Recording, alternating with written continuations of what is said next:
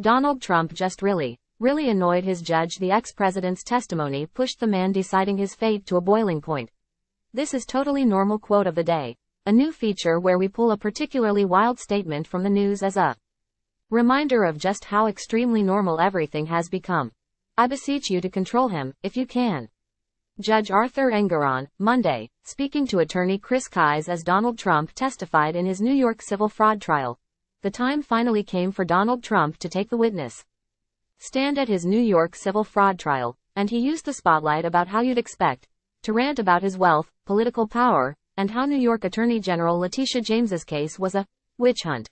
During the former president's hours-long testimony, lawyers for James's office tried to get Trump to pinpoint his role in inflating the value of some of his real estate empire's signature properties, like skyscraper 40 Wall Street and his private Seven Springs estate in Westchester County. But the former president had his own plans, instead discussing how he felt his net worth is significantly higher than what his financial statements reported and how those very documents in question were ancient history. Time equals 400 Ms. Greater than Trump's strategy was clearly testing the patience of Judge Arthur Engoron, who chastised Trump's answers as being non-responsive. They are repetitive. Engoron's frustration hit a boiling point when he demanded Trump's lawyer rein in his client. I beseech you to control him if you can. If you can't, I will. I will excuse him and draw every negative inference that I can, said Engoron. For example, Kevin Wallace, lawyer for the New York Attorney General's office, tried questioning Trump on whether he discussed his financial statements with Alan Weisselberg, former Trump Organization chief financial officer. Instead of answering with a yes or no, Trump embarked on a monologue about brand value. If I wanted to build up the statement, like you said I did before you found out just how rich we are, I would have added brand value here and I would have increased it by tens of millions of dollars, said Trump.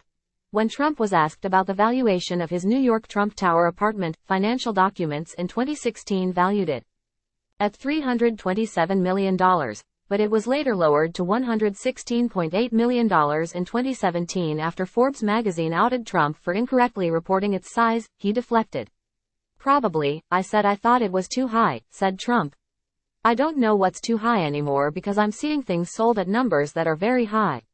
He then added that the valuation could have simply been a mistake, and that's what a disclaimer clause is for, a warning attached to financial documents.